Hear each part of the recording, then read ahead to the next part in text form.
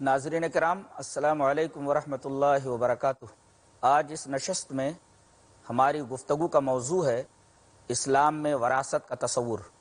قرآن حکیم میں سورہ نساء میں اللہ تعالیٰ نے آیت نمبر 7، 8، 9 اور 10 کے اندر اس قانون کا اجمالی بیان فرمایا ہے، اور 11، 12، 13، 14 ان 4 آیتوں میں تقسیم وراثت کا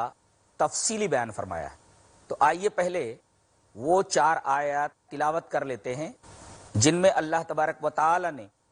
وراثت کا اجمالی بیان فرمایا ہے۔ اعوذ باللہ من الشیطان الرجیم، بسم اللہ الرحمن الرحیم۔ للرجال نصیب مما ترک الوالدان والاقربون وَلِلنِّسَاءِ نَصِيبٌ مِّمَّا تَرَكَ الْوَالِدَانِ وَالْأَقْرَبُونَ مِمَّا قَلَّ مِنْهُ أَوْ كَثُرَ نَصِيبًا مَّفْرُوضًا وَإِذَا حَضَرَ الْقِسْمَةَ أُولُو الْقُرْبَى وَالْيَتَامَى وَالْمَسَاكِينُ فَارْزُقُوهُم مِّنْهُ وَقُولُوا لَهُمْ قَوْلًا مَّعْرُوفًا وَلْيَخْشَ الَّذِينَ لَوْ تَرَكُوا مِنْ خَلْفِهِمْ ذُرِّيَّةً ضِعَافًا خَافُوا عَلَيْهِمْ فَلْيَتَّقُوا اللَّهَ وَلْيَقُولُوا قَوْلًا سَدِيدًا ان الذين ياكلون اموال اليتامى ظلما انما ياكلون في بطونهم نارا وسيصلون سعيرا۔ ناظرین کرام، سورہ نساء کی ان 4 آیات کے اندر اللہ تبارک و تعالی نے قانون وراثت کا اجمالی بیان فرمایا ہے۔ پہلی آیت کا ترجمہ یہ ہے، یعنی آیت نمبر 7 کا، کہ مردوں کو ان کے والدین کے ترکے سے اور ان کے اقربین کے ترکے سے حصہ ملے گا، اور عورتوں کو ان کے والدین اور ان کے اقربین کی طرف سے حصہ ملے گا۔ ناظرین کرام، یہاں وراثت کی تقسیم کے اجمالی بیان میں اللہ تعالی نے جو جملہ مردوں کے لیے ارشاد فرمایا تھا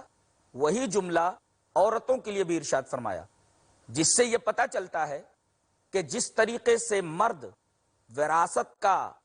مستقل حقدار ہے، اسی طریقے سے عورت بھی وراثت کی مستقل حقدار ہے۔ پہلی بات تو یہ معلوم ہوئی، اس لیے کہ زمانے جاہلیت کے اندر چونکہ عورت کو ایک بیکار اور مہمل چیز سمجھا جاتا تھا، اسی وجہ سے وراثت میں ان کو حصے دار نہیں بنایا جاتا تھا، وراثت میں ان کو حصہ نہیں دیا جاتا تھا۔ اللہ تبارک و تعالی نے اس ظلم و زیادتی کو ختم کرنے کے لیے اس طرح ارشاد فرمایا کہ جس طریقے سے وراثت کا مستقل حقدار مرد ہے، اسی طریقے سے وراثت کی مستقل حقدار عورت بھی ہے۔ اسی وجہ سے دونوں کے لیے الگ الگ یکساں جملے ارشاد فرمائے۔ دوسری بات یہ معلوم ہوئی کہ وراثت کی تقسیم کا معیار ولادت اور اقربیت ہے۔ مثلا باپ مر گیا تو اس کے بیٹے اور بیٹی کو وراثت سے حصہ ملے گا، یا اس کا کوئی قریبی رشتہ دار ہو، وہ اگر مر جائے تو آدمی کو اپنے قریبی رشتہ دار کی وراثت سے حصہ ملے گا۔ گویا تقسیم وراثت کا معیار ولادت اور اقربیت ہے، یعنی زیادہ قریب ہونا۔ ایک ہے قریب اور ایک ہے اقرب۔ اگر یہ کہہ دیا جائے کہ تمام قریبی لوگوں کو میت کے ترکے سے حصہ ملے گا تو اس طریقے سے سب آدم کی اولاد ہیں اور سارے کے سارے ایک دوسرے کے بہن بھائی ہیں، تو یہ ترکہ سب کے اوپر تقسیم کرنا لازم آئے گا، جو محال اور ناممکنات میں سے ہے۔ اسی وجہ سے تقسیم وراثت کا جو معیار ہے وہ ولادت اور اقربیت ہے، انتہائی قریب ہونا چاہیے۔ اور ایک نقطہ اور معلوم ہوا، وہ یہ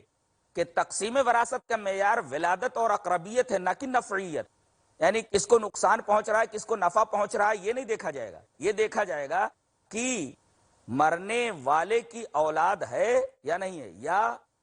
اقربیت وہاں پائی جاتی ہے یا نہیں پائی جاتی۔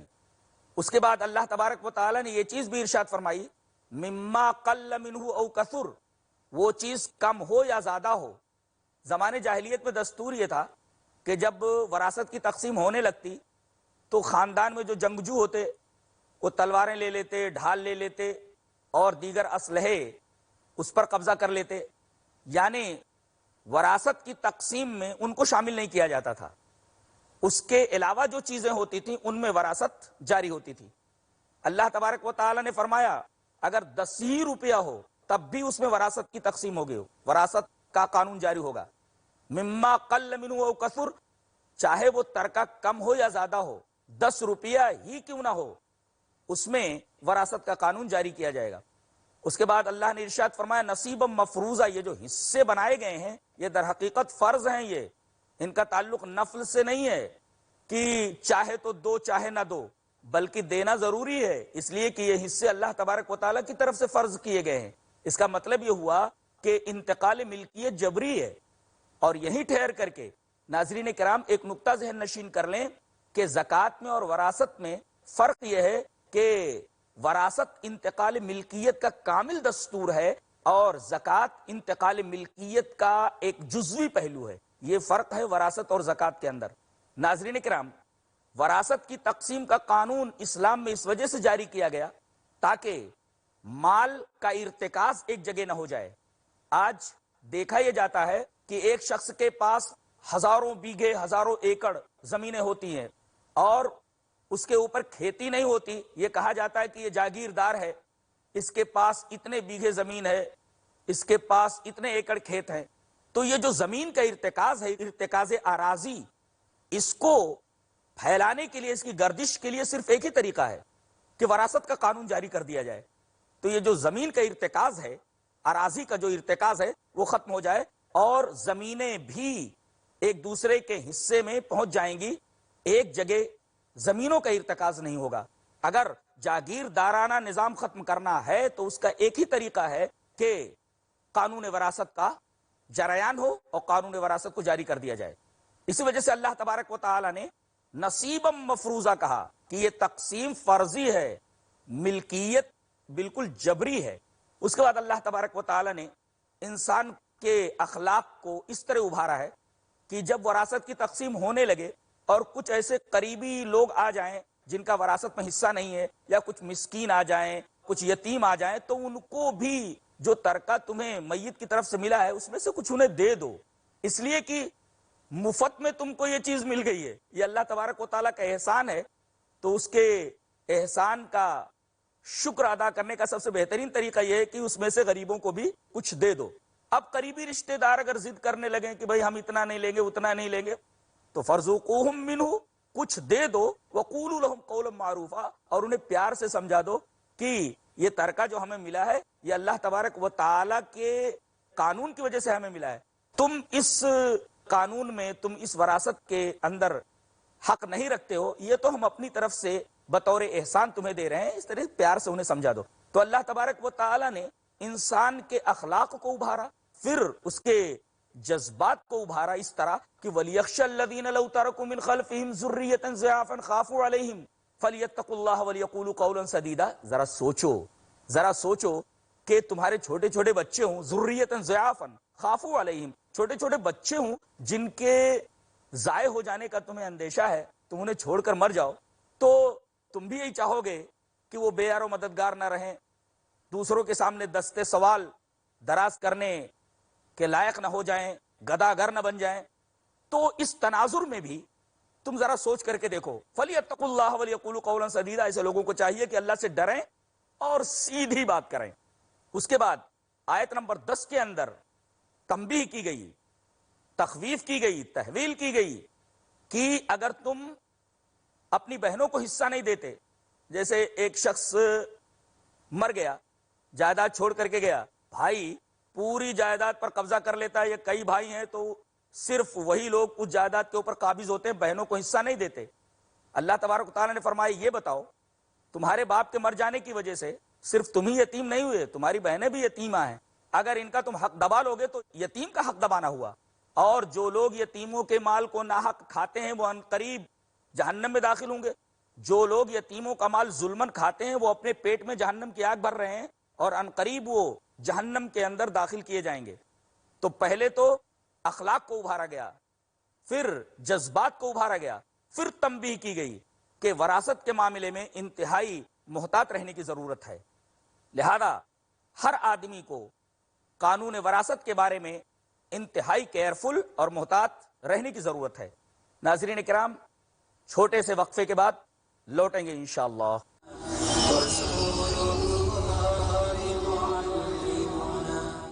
ناظرین کرام، السلام علیکم ورحمۃ اللہ وبرکاتہ۔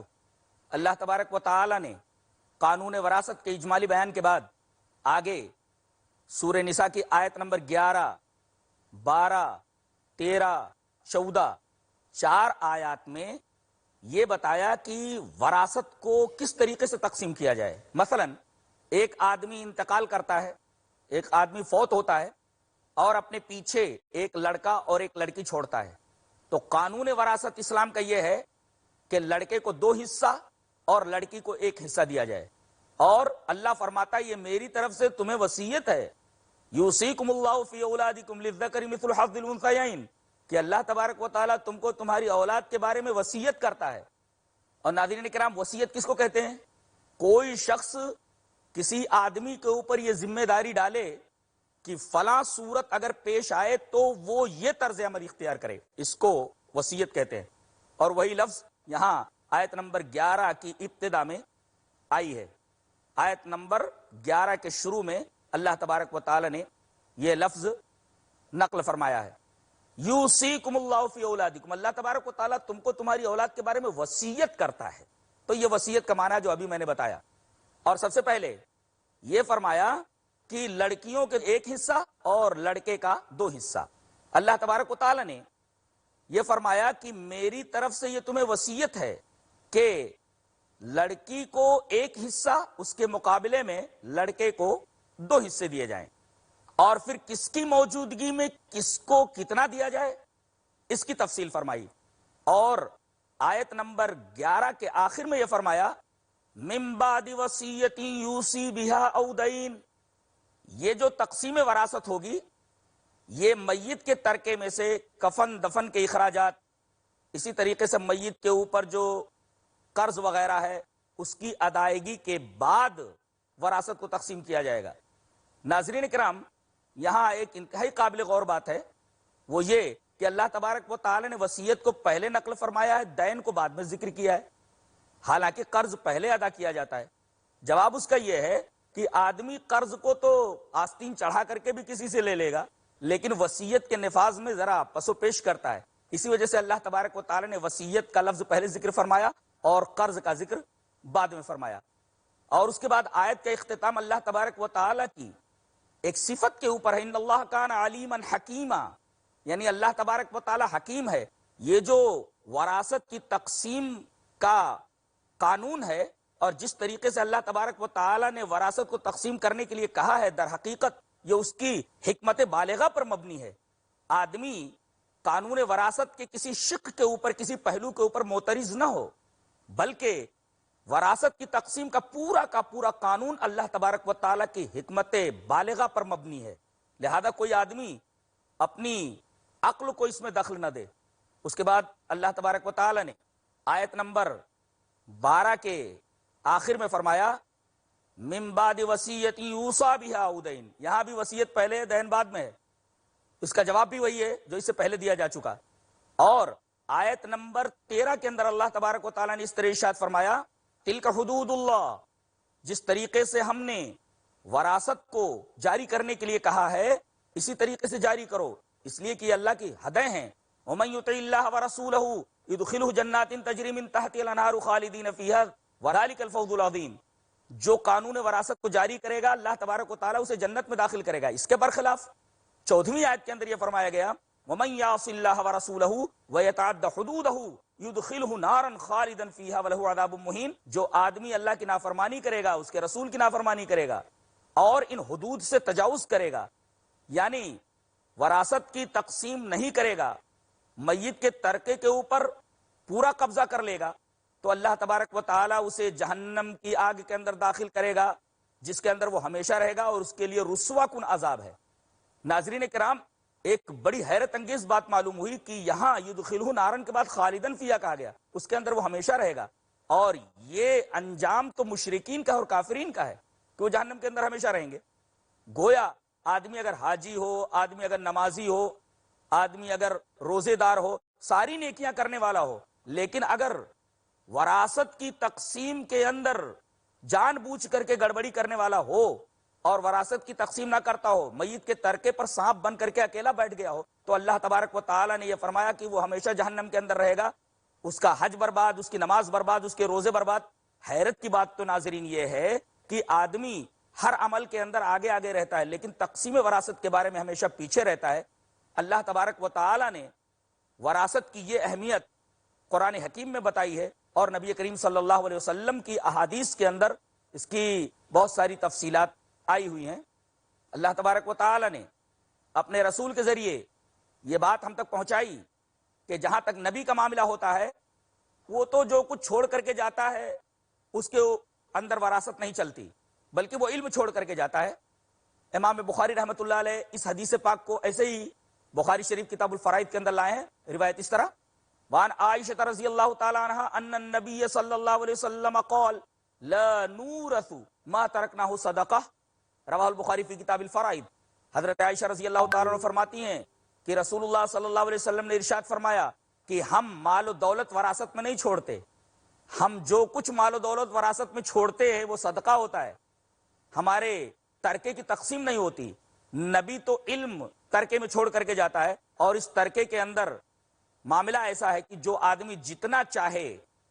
نبی کریم صلی اللہ علیہ وسلم کے اس ترکے سے حصہ لے لے۔ اور اس بارے میں ایک اور قاعدہ جاننے کی ضرورت ہے، وہ یہ کہ کوئی کافر مسلم کا وارث نہیں ہوگا، کوئی مسلم کافر کا وارث نہیں ہوگا۔ دلیل یہ حدیث پاک، وان اسامہ بن زید رضی اللہ تعالی عنہ ان النبی صلی اللہ علیہ وسلم قال لا يرث المسلم الكافر ولا الكافر المسلم، رواہ البخاری فی کتاب الفرائض۔ حضرت امام بخاری اس حدیث پاک کو ایسے کتاب الفرائض کے اندر لائے، راوی حضرت اسامہ ابن زید ہیں۔ حضرت اسامہ ابن زید فرماتے ہیں کہ نبی کریم صلی اللہ علیہ وسلم نے ارشاد فرمایا کہ کوئی مسلم کافر کا وارث نہیں ہوگا، کوئی کافر مسلم کا وارث نہیں ہوگا۔ اگر اسی طریقے سے باپ کوئی آدمی کافر ہو اور بیٹا مسلمان ہو تو بیٹے کو کافر کی وراثت سے حصہ نہیں دیا جائے گا، اس میں اس کا حصہ نہیں ہوگا۔ ناظرین کرام، ایک اور شخص کو اس ولادت اور اقربیت کے معیار سے وراثت کا حقدار نہیں مانا جائے گا، اور وہ شخص ہے قاتل۔ اگر آدمی کسی کا قتل کرنے والا ہے تو قاتل کو بھی میت کی وراثت سے حصہ نہیں دیا جائے گا۔ دلیل یہ حدیث پاک، ان عمرو بن شعیب ان ابیہ ان جدہ قال قال رسول اللہ صلی اللہ علیہ وسلم لیس لقاتل شیء فإن لم يكن له وارث يرثه اقرب الناس الیہ ولا يرث القاتل شیئا، رواہ البیہقی فی کتاب الفرائض۔ حضرت امام بیہقی رحمۃ اللہ علیہ اس حدیث پاک کو ایسے کتاب الفرائض کے اندر لائے ہیں، اور حضرت عمرو بن شعیب ان ابی ان جدی سے یہ روایت ہے کہ رسول اللہ صلی اللہ علیہ وسلم نے ارشاد فرمایا کہ میت کے ترکے سے اس آدمی کو حصہ نہیں ملے گا جس آدمی نے کسی کو قتل کیا ہوگا۔ تو جس طریقے سے کوئی کافر مسلم کی وراثت نہیں پائے گا، اسی طریقے سے کسی قاتل کو میت کے ترکے سے حصہ نہیں دیا جائے گا۔ قانون وراثت کے تعلق سے نبی کریم صلی اللہ علیہ وسلم کی ایک اور حدیث ناظرین کرام پیش نظر رکھیں کہ کس طریقے سے صحابہ کرام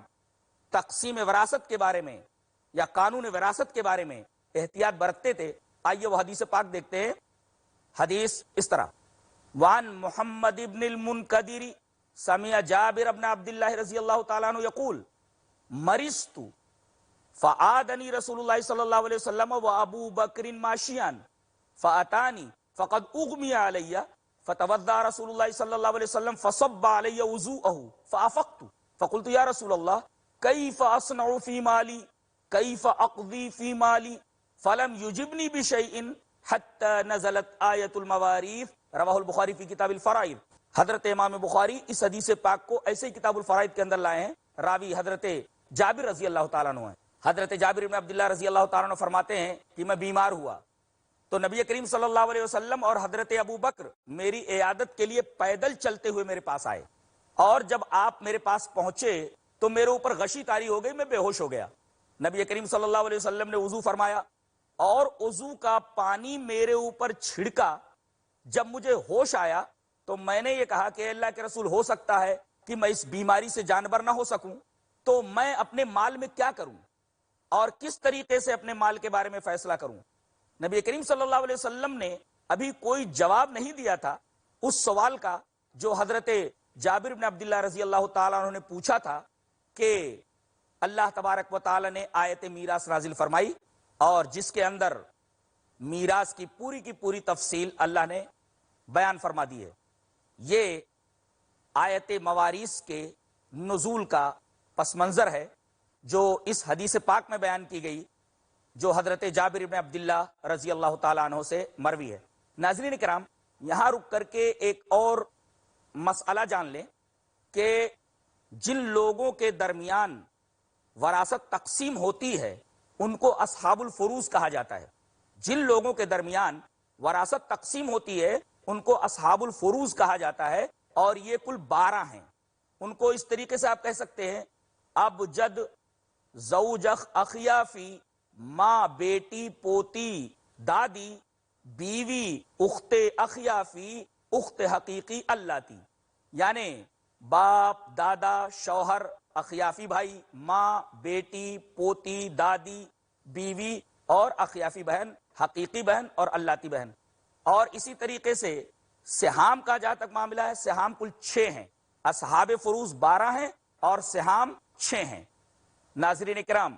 اس پوری وضاحت سے یہ بات سامنے آئی کہ اسلام میں وراثت کا قانون کتنا سخت ہے، اور قرآن حکیم میں وراثت کے بارے میں ذرہ برابر کوتاہی کرنے والوں کے بارے میں کیا وعید فرمائی گئی ہے۔ بہت ہی زبردست وعید ہے کہ وَمَن يَعْصِ اللَّهَ وَرَسُولَهُ وَيَتَعَدَّ حُدُودَهُ يُدْخِلْهُ نَارًا خَالِدًا فِيهَا وَلَهُ عَذَابٌ مُهِينٌ۔ وراثت کا تقسیم نہ کرنا یہ اللہ اور اس کے رسول کی نافرمانی ہے، اور اللہ اور اس کے رسول کی نافرمانی کے ساتھ ساتھ اللہ تبارک و تعالیٰ کی حدود سے تجاوز کرنا ہے۔ اور جو آدمی اس طریقے کی حرکت کرے